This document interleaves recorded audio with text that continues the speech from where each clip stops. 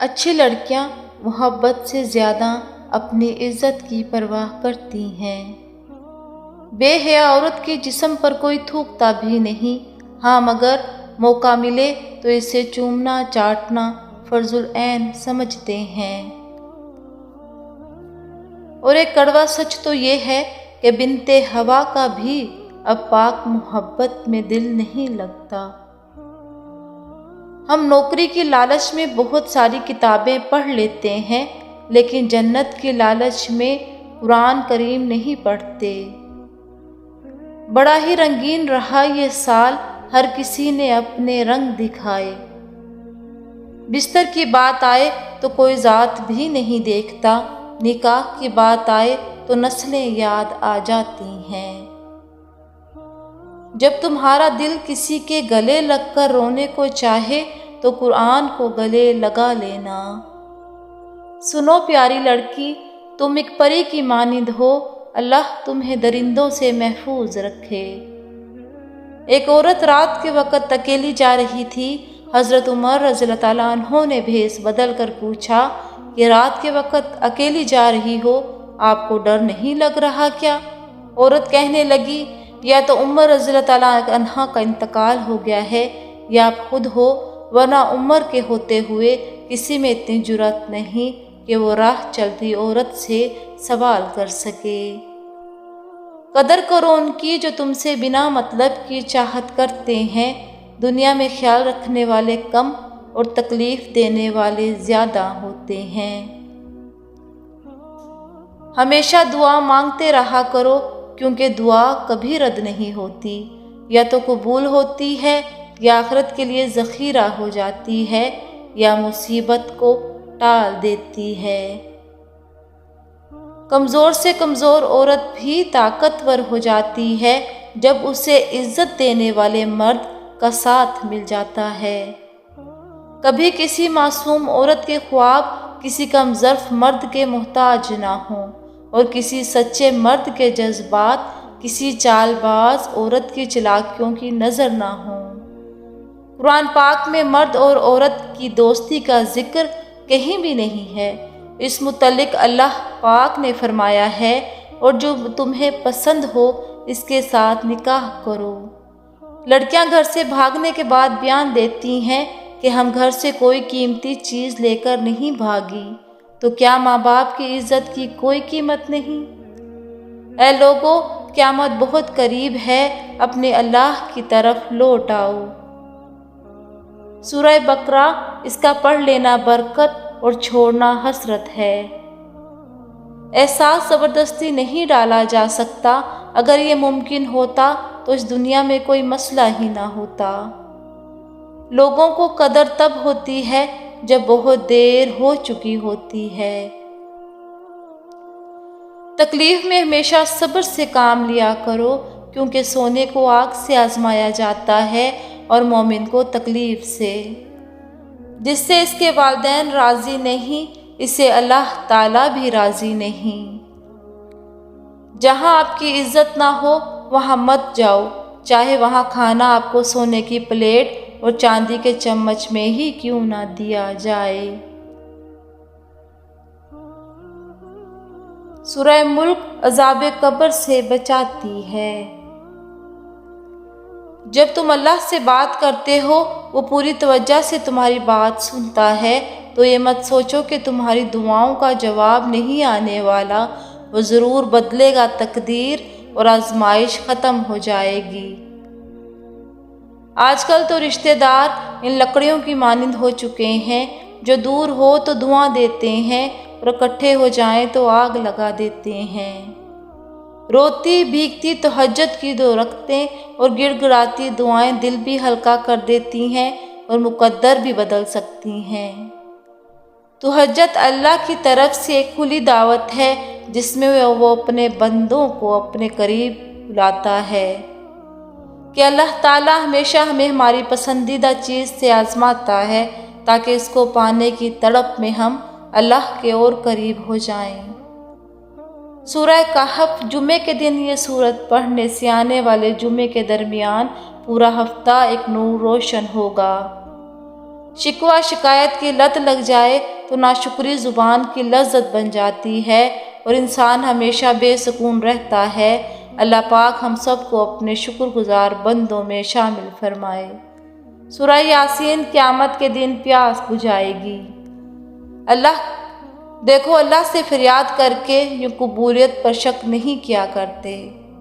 اگر تم مجھ سے پوچھو کہ محبت کسے کہتے ہیں تو میرا جواب یہی ہوگا، محبت وہ ہے جو فلسطینی مسجد اقصیٰ سے کرتے ہیں۔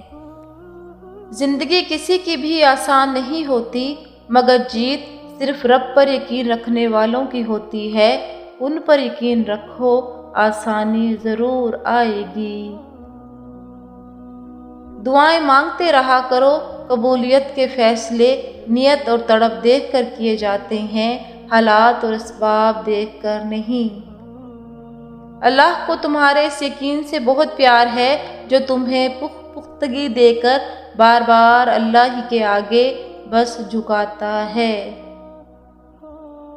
افسوس تو اس بات کا ہے، یہودی بالکل ویسا ہی ہے جیسے قرآن میں ذکر ہے، مگر ہم مسلمان اس طرح نہ رہے جس طرح قرآن پاک میں ہے۔ سورۃ مزمل دنیا و آخرت میں خوش رکھے گی اور افلاس کو دور کرے گی۔ جو صبر کرنے والے ہیں، جو اللہ کی حکمت کو سمجھنے والے ہیں، اللہ انہیں سلام پیش کرے گا۔ یہی لوگ ہیں جن پر ان کے رب کی طرف سے کئی مہربانیاں اور بڑی رحمت ہے۔ تہجد پڑھنے والا تو اللہ کا فیورٹ بن جاتا ہے، اللہ کے قریب ہو جاتا ہے۔ اس بے چین دنیا میں اگر کوئی سکون میں ہے تو اس کا تعلق اللہ سے ہے۔ تمہارا یقین ہے نہ کہ اللہ پر کہ وہ تمہاری سنے گا، دیکھنا وہ تمہارے یقین ٹوٹنے سے پہلے ہی تمہاری دعاؤں پر کن فرما دے گا۔ آزمائش جتنی لمبی ہوگی اس پر پورے اترنے پر تمہیں بہترین سے نوازا جائے گا۔ یا اللہ ان دلوں کو دے جنہیں تیرے سوا سننے والا کوئی نہیں۔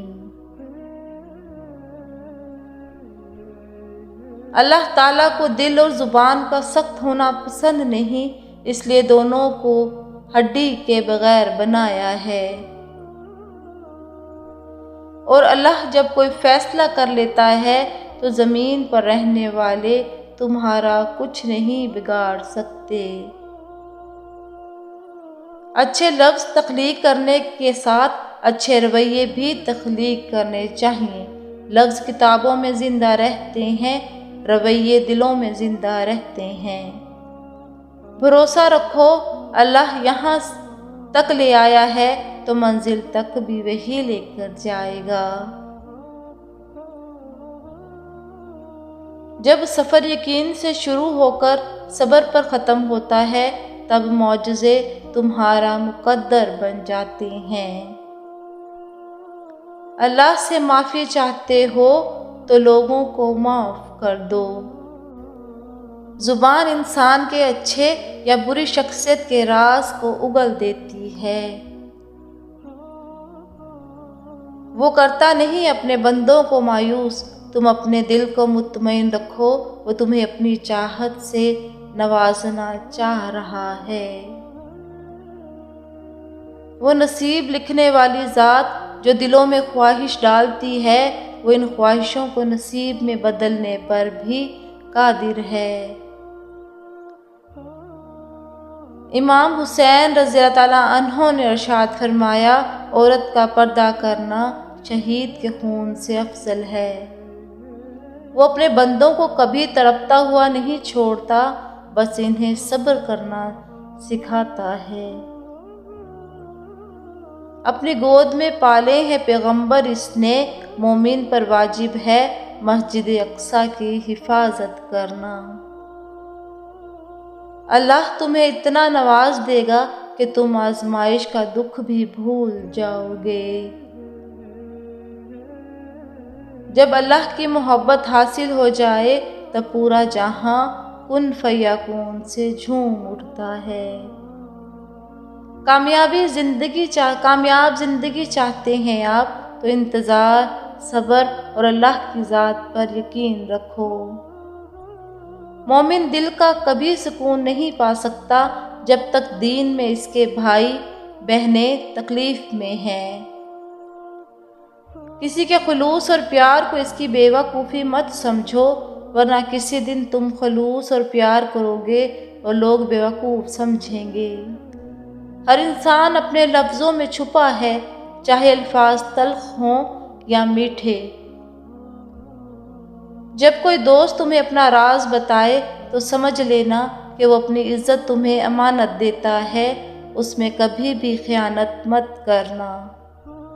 صبح کی نیند انسان کے ارادوں کو کمزور کرتی ہے، منزلوں کو حاصل کرنے والے کبھی دیر تک سویا نہیں کرتے۔ سمجھدار انسان جب رشتے نبھانا بند کر دے تو سمجھ لینا اس کی عزت اور نفس کو شدید ٹھیس پہنچی ہے۔ حسد کرو گے تو کچھ نہیں پاؤ گے اور شکر کرو گے تو گن نہیں پاؤ گے۔ ایک پیغام شوہر کے لیے جو کچن میں آپ کے لیے اپنا ہاتھ جلا دیتی ہے، برائے مہربانی گھر آ کر ان کا دل نہ جلایا کریں۔ ایک پیغام بیوی کے لیے جو سارا دن گھر سے باہر آپ کے لیے تکالیف اٹھاتا ہے اور خون پسینہ ایک کرتا ہے، براہ مہربانی گھرانے پر ان کا خون نہ چوسیں۔ شکریہ۔